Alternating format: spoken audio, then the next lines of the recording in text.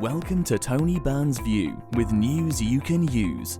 Tony has over 32 years of experience as a chartered financial planner and wealth manager.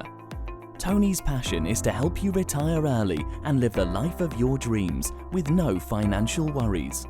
Now to today's episode. History's warning bells are ringing loud and clear today. Throughout the world, the amount of government debt as a percentage of gross domestic product, or GDP, has got higher and higher, and it's been growing now for 2 generations. What do we mean by debt to GDP? Well, debt is the amount of government debt, and GDP is gross domestic product, which means the amounts of goods and services produced by a country each year.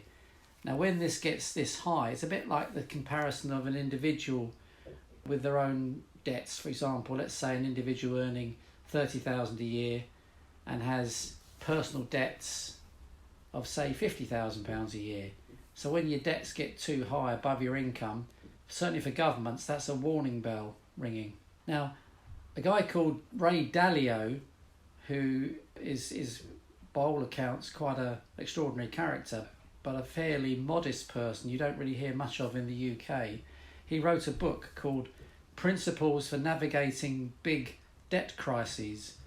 And in that book, he basically worked with historians to go back in history over thousands of years to look at what are called long-term and short-term economic cycles. He prefers to call them debt cycles as opposed to economic cycles, which is what we really understand.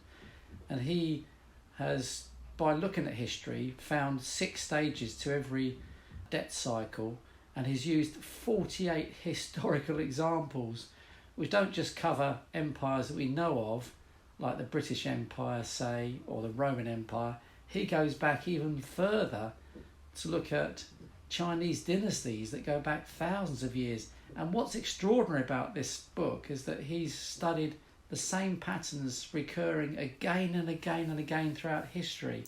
And of course, the problem is most people won't have lived a long time ago when the last time something like this happened, which we're looking at the moment. We're looking at a depression we're going into.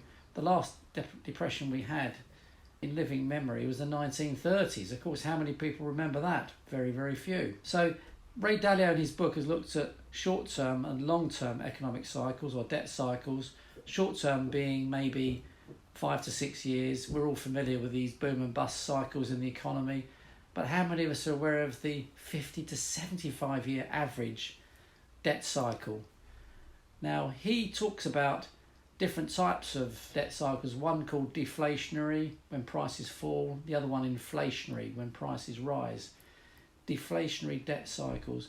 Now, the USA, because it is the strongest economy in the world and it has the reserve currency of the world, the dollar, because most transactions globally are in the dollar, it gives it a unique position of strength in that it can do many things with that dollars, particularly printing a lot of it.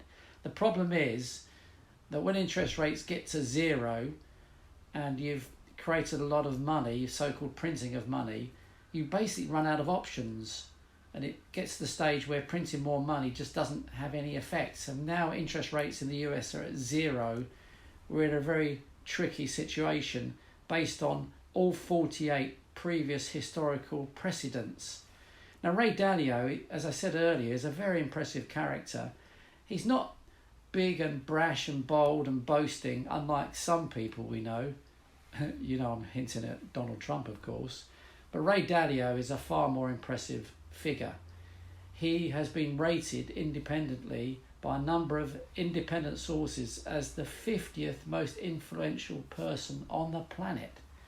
He also runs an incredible hedge fund called Bridgewater Associates, which manages, wait for this, a staggering $160 billion. It's so successful that he turns money away. Can you believe it? He will only really deal with very rich institutions, such as sovereign wealth funds, which typically will have trillions of dollars. So you can't deal with anything much smaller than that. So Ray Dalio is quite an impressive guy. He has written a number of very useful books. They're quite difficult technically, I find, even though I'm a financial specialist. Very technical language, but the lessons learned from it are amazing. Now, what appears clear is that we're not just entering an economic recession as a result of the coronavirus lockdown. What we're in the early stages of is a depression, the likes of which we haven't seen since the 1930s. Now, Ray is very insightful in his book because he shows the same pattern of events time and time and time again throughout history. And what is it that Hegel said about history? The one thing we learn from history is that we learn nothing from history, and it's ever so true. Now, an interesting parallel with the past was we had Spanish flu, 1918 to 1920. Guess what happened then? Well, they had lockdown, especially in the United States. It wasn't quite the same as it is today, but we had lockdown, and guess what happened? A number of states went back to normal far too early after 6 or 7 weeks, and hey presto, it all flared up again, and figures got out of hand. It's exactly what's the same that's happening today in America. We also had trade tariffs in the 1930s. Trade tariffs where the importing country puts a tariff or a charge on imported goods. Guess what that does? It achieves nothing, because what happens is that the exporting country retaliates and they then put tariffs on their imports. So it becomes a zero-sum game, complete waste of time, and unfortunately it means that both countries then suffer and their economies go into decline, and therefore you end up with a long-term depression until everyone comes together, sees sense, many years later, but by then the damage is already done. What also happens is when there's a world power like the US, another power inevitably at some stage comes along and knocks them off their perch. This time it's the turn of China. So in this stage of the economic cycle, global tensions arise. This happens again and again and again. This time it's with trade tariffs. We've just been announced that America is banning TikTok. Would you believe that would make the big headlines because it's a Chinese company behind it? And after typically 10 years of tensions, guess what happens next? There's always a world war.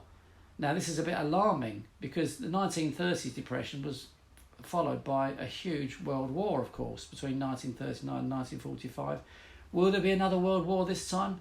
Well, I think there will be, but it won't be a world war like we've known before. I don't think we'll be sending troops to fight each other because of the effects of nuclear weapons. Countries can't afford to fight each other with nuclear weapons because the whole world will be obliterated. So that won't happen.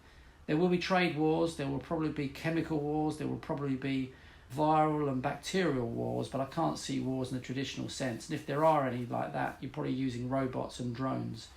So the lessons are there. As I said at the start, history's warning bells are ringing loud and clear. So do be very sensible and cautious with your investments over the ensuing years because we've got some very tough times ahead of us.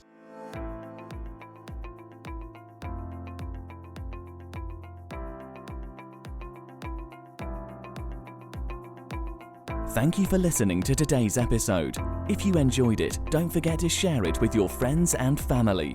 For more information, head to www.wealthandtax.co.uk.